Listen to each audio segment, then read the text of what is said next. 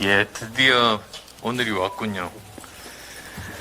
자, 지금부터 제20대 대통령직 인수위원회가 마련한 국민께 드리는 20개 약속, 그리고 110대 국정과제를 국민께 보고드리겠습니다. 저희 인수위원회는 지난 3월 18일 출범 이후에 오늘까지 47일 동안 여러 가지 일을 했습니다. 여러 부처로부터 업무를 보고를 받고 전문가 회의를 거치고 현장 방문, 간담회를 거치고 또 국민 제안을 받았습니다. 그래서 대해서 제대로 잘 파악하고 그리고 또 현장의 목소리들을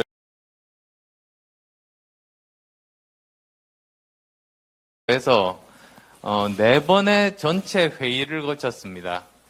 그리고 또 그 이외에도 아주 수많은 저와 간사단만이 참석하는 간사단 회의를 매주 서너 번씩 하면서 이 일들을 계속 진행하고 국정과제 선정안에 대해서 검토하고 보완하고 그런 작업들을 토요일, 일요일도 없이 밤낮을 가리지 않고 열심히 일을 했습니다.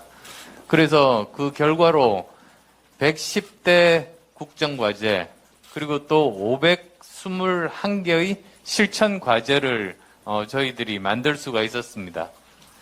그리고 또 한 분야뿐만 아니라 여러 다방면에 걸쳐서 필요한 그런 정책 분야들이 있지가 않습니까? 그래서 그런 부분들에 대해서는 필요에 따라서 꼭 필요한 TF들을 여러 개를 만들어서 민간 전문가들을 초빙해서 함께 논의를 하고 또 정책을 만들었습니다.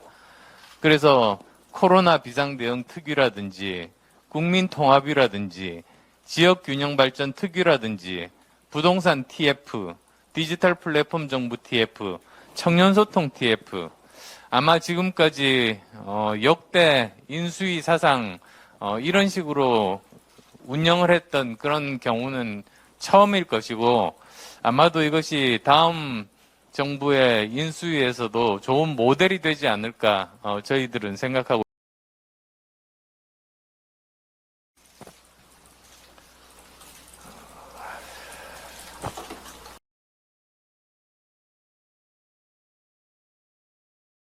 비전부터 제가 말씀을 드리겠습니다.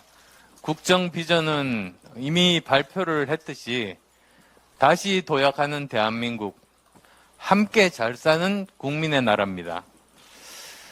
저 나름대로 시대 정신에 대한 고민을 참 많이 했습니다. 사실 시대 정신 또는 시대적인 과제라는 것이 지금 현재 살고 있는 대한민국의 국민들이 꼭 해결해야 되었으면 하고 바라는 그런 문제들이 모인 그런 것들 아니겠습니까? 저는 그것을 저 나름대로는 5개 정도로 정리를 했었습니다. 그러니까 먼저 공정과 상식이 회복되고 민주주의와 법치가 다시 이렇게 자리를 잡는 것, 그것이 첫 번째이고, 그리고 또 두 번째로는 이제 앞으로 미래 먹거리, 미래 일자리를 만드는 일, 그것이 두 번째라고 생각했습니다.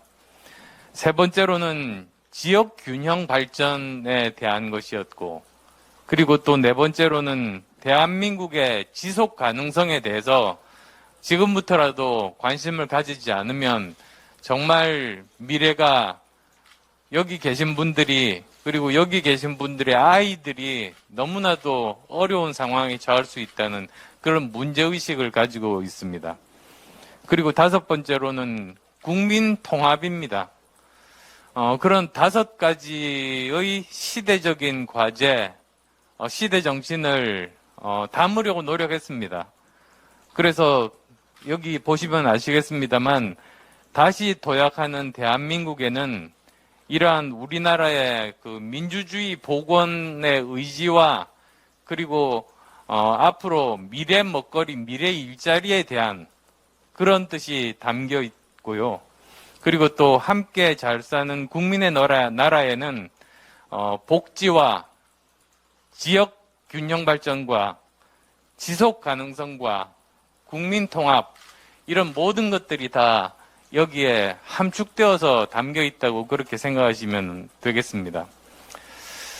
우리가 지금까지 민주화를 그 산업화를 거치고 민주화를 거친 다음에 그 다음 단계로 우리가 넘어가지를 못했습니다.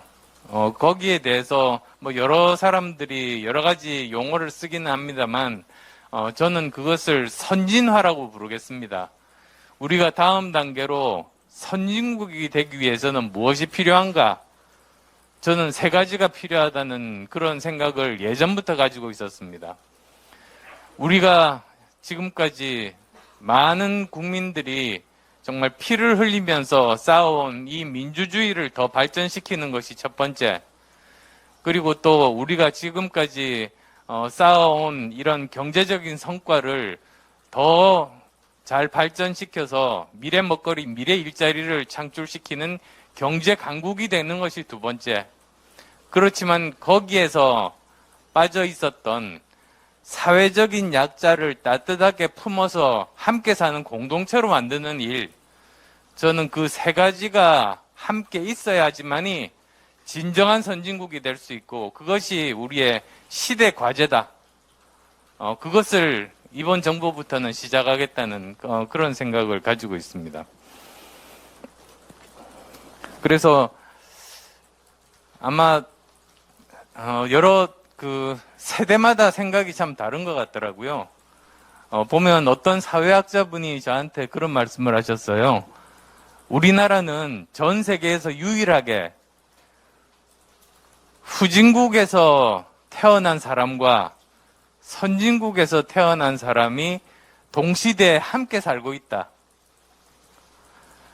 GDP 100불에서 3만 불까지 이렇게 빠른 속도로 성장한 나라는 전 세계에서 대한민국 한 나라뿐이다 보니까 GDP 100불일 때 태어나신 분들과 GDP 3만 불 때 태어난 사람들이 함께 살고 있는 것이죠. 그러다 보니까 여러 가지 또 좋은 점도 많습니다만 여러 가지 사회 문제들도 많고 이런 문제들은 전 세계에서 대한민국만이 가지고 있는 그런 문제들이 많을 겁니다. 그래서 이런 것들을 해결하는 것이 우리의 숙제다. 그런 생각들을 하게 됩니다. 그래서 저희 세대만 하더라도 그러니까 기성세대들만 하더라도 어릴 때부터 이렇게 배웠습니다. 부강한 나라가 되어야 행복한 국민이 된다. 그래서 나라를 우선으로 삼았습니다. 나 개인보다는.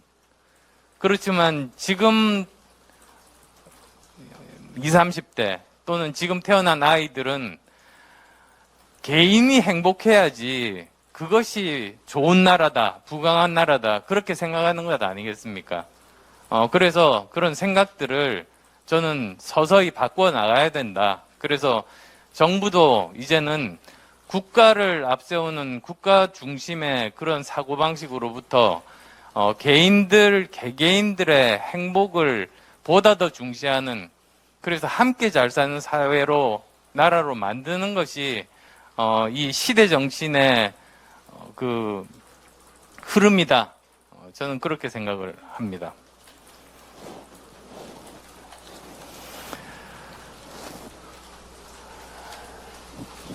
국정운영 원칙이라고 말씀드렸습니다만 사실 이것은 그 공직자들이 어떤 일을 하고 판단을 할 때 판단 기준 또는 가치관에 해당되는 그런 부분들입니다.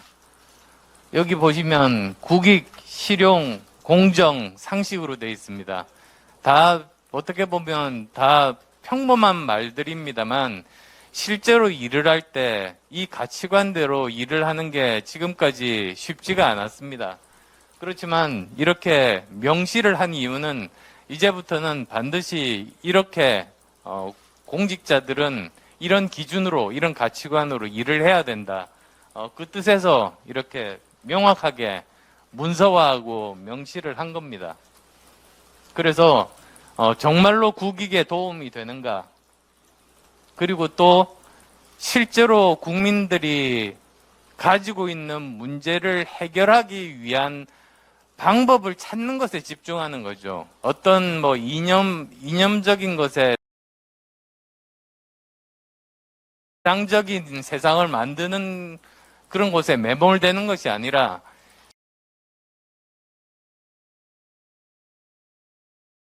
또 어떻게 하면 풀 수 있는가? 문제 해결과 세상을 바꾸는 것에 집중하는 것이 바로 실용의 그 핵심입니다. 그리고 또 공정, 상식, 이것도 역시 따로 설명이 필요 없을 겁니다. 이런 가치관을 가지고 모든 일들을 이제는 처리하겠다. 이것을 윤석열 정부의 원칙으로 삼겠다는 것입니다. 그 바로 아래 이제 6대 국정 목표가 있습니다. 보면 첫 번째, 상식이 회복된 반듯한 나라. 그러니까 상식과 공정이 회복되고 민주주의와 법치가 바로 서는, 그러니까 자유민주주의를 제대로 정립하겠다는 그런 뜻입니다. 두 번째, 민간이 끌고 정부가 미는 역동적인 경제입니다. 이것은 바로 자유시장 경제를 뜻합니다. 그것을 복원하겠다는 그런 뜻입니다. 세 번째로 따뜻한 동행, 모두가 행복한 사회라는 것은 사회적인 약자들을 따뜻하게 품어서 함께 공동체를 형성할 수 있는 이 일을 반드시 필요하다. 1번, 2번만 예전에 보수 정권에서 1번, 2번에 집중을 했다면 이번 정부는 실용적인 정부로서 3번까지도 전부 다 아우르는 정부가 되는 것이 이제 목표다. 저는 그렇게 생각하고 있습니다. 그 다음 네 번째로는 자율과 창의로 만드는 담대한 미래입니다. 미래 먹거리를 여러 가지가 있습니다. 가장 첫 번째로는 개인과 기업의 자유입니다. 자율성입니다. 그런 자율성이 있어야만이 자기가 창의력을 발휘할 수 있고 도전할 수가 있는 겁니다. 그 다음에 또 두 번째로 필요한 것이 인재 양성입니다. 모든 것이 사람이 하는 일이다 보니까 인재가 제대로 양성이 돼야만이 또 그 일을 할 수 있는 사람들이 있는 것들을 아니겠습니까? 그리고 또 세 번째가 다섯 번째가 자유, 평화, 번영에 기여하는 글로벌 중추국가입니다. 그러니까 우리나라가 이제는 글로벌 경제 10대 대국입니다. 따라서 대외적으로는 우리가 이제 글로벌 10대 대국으로서 우리의 책임을 다해야만 되고, 그리고 또 우리 내부적으로는 단단한 튼튼한 국방력을 가지고 자강 안보 능력을 이제 우리 스스로 가지고 있어야만이 우리가 누구라도 우리를 넘볼 수 없게 되는 지금 그런 상황인 것이죠. 그리고 또 여섯 번째로는 대한민국 어디서나 살기 좋은 지방시대. 사실 제가 몇 번 걸쳐서 말씀도 드렸습니다만 우리나라에서 지금 가장 문제 중에 하나가 저출생 고령화입니다.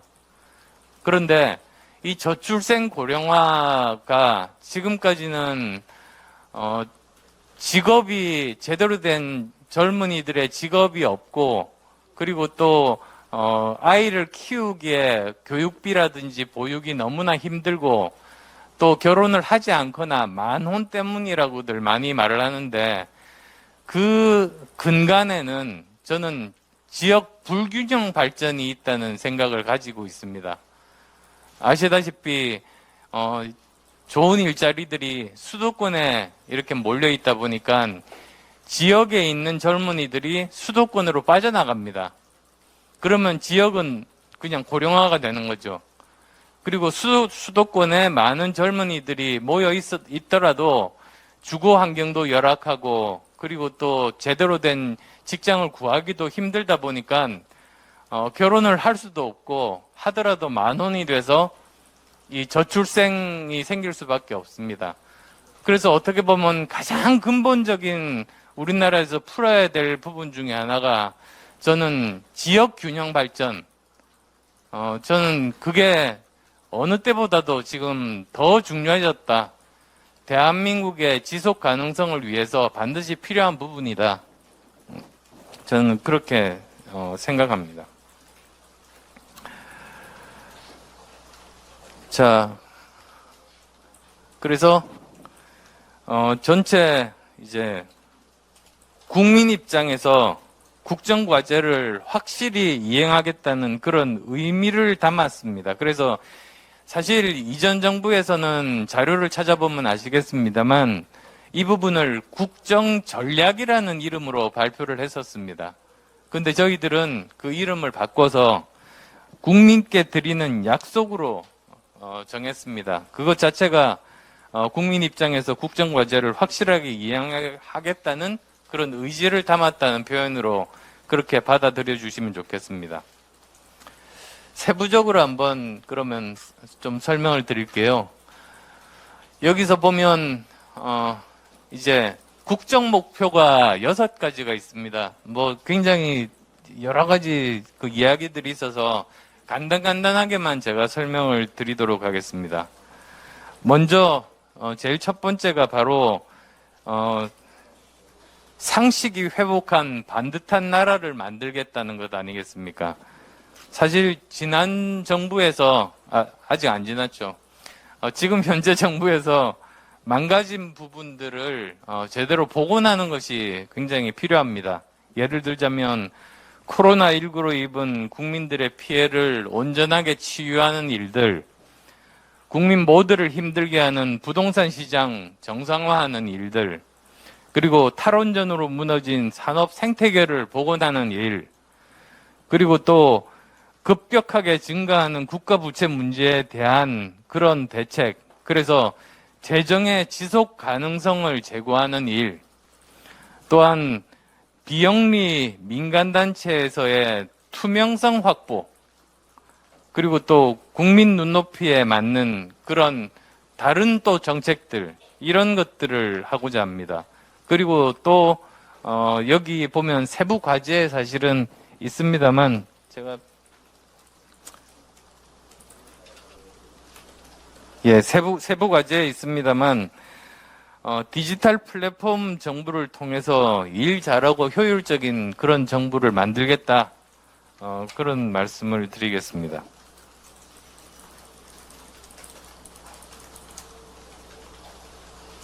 그 다음 두 번째는 민간이 끌고 정부가 미는 역동적인 경제입니다. 그래서 이 대한민국이라는 커다란 수레가 있다고 할 때, 예전 산업화 시대 때 20세기에는 정부가 앞에서 수레를 끌고 갔습니다. 그래서 나름대로 성과가 있었습니다. 그렇지만 이제는 이 대한민국이라는 수레를 정부가 하는 역할은 뒤에서 밀어주는 역할입니다. 그것으로 모든 그 여러 가지 일들을 바꿔 나가야지만이 이렇게 복잡 다단해지고 그 경쟁이 치열한 이런 글로벌 현장에서 살아남을 수 있다. 저희들은 그렇게 생각합니다. 그를 위해서 민간 주도로 전환하고, 그리고 또 규제 개혁, 혁신 금융 시스템, 그다음 또 금융 과세 제도 합리화, 이런 부분들에 대한 것들이 모두 다 이제 담겨 있습니다. 다음으로 이제 세 번째로는 이제 그 맞춤 복지입니다. 그래서 함께 살아가는 사람들과 이런 따뜻한 공동체, 그리고 또 공화국을 제대로 만들기 위한 그런 부분들이고, 상생의 근로 환경을 만드는 일도 다 여기에 포함되어 있습니다. 또한 상생의 연금개혁 문제도 여기에 또 세부 사항에 한번 찾아보시면 포함이 되어 있습니다. 이 연금개혁이 왜 상생인가? 그건 또 세대 간의 형평성 내지는 그 공정 이슈이기 때문입니다.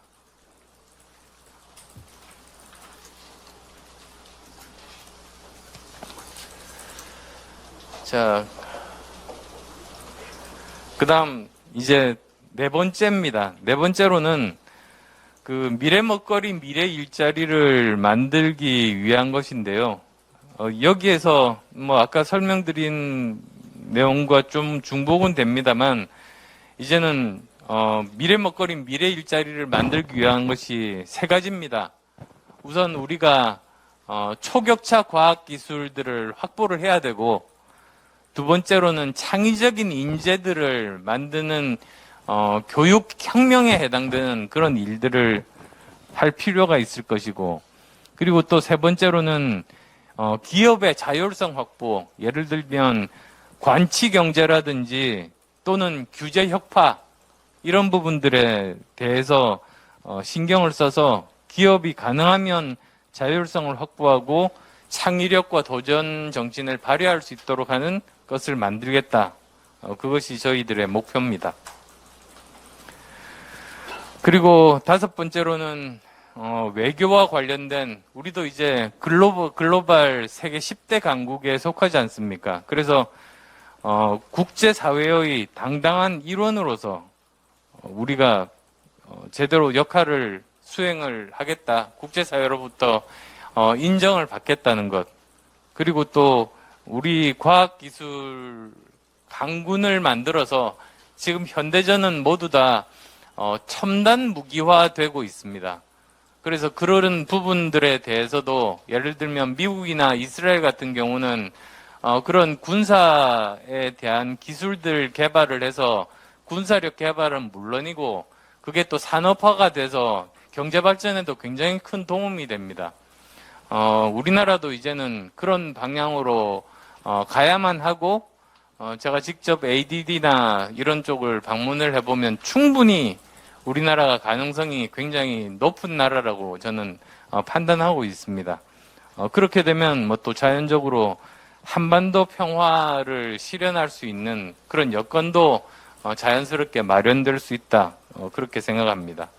또 군 복무하시는 젊은이들도 본인들이 자랑스럽게 군 복무를 할 수 있도록 여러 가지 혜택들이라든지 또는 이스라엘의 탈피어트 군대처럼 본인이 국방의 의무를 다하면서도 동시에 자신의 전문성을 개발하는 자기 개발을 할 수 있는 그런 기회를 제공하는 그런 군대로 거듭나게 만드는 것도 저희들이 해야 될 숙제입니다. 자, 마지막으로 그 지역균형 발전인데요. 사실 제가 이 발표 끝나고 나서 지역균형 발전 그 위원회가 지금 전국을 다니면서 각 지역마다 발표를 하고 있는 중입니다. 그래서 저도 끝나자마자 사실 이제 창원에 가서 함께 그 저희들 전 국정 과제를 포함한 그 지역 공약을 에 대해서 설명을 하는 그런 기회를 계속 가질 겁니다. 앞으로 그 뭐 제 임기가 끝나는 5월 9일까지 계속 그런 활동들을 열심히 지속하고자 합니다.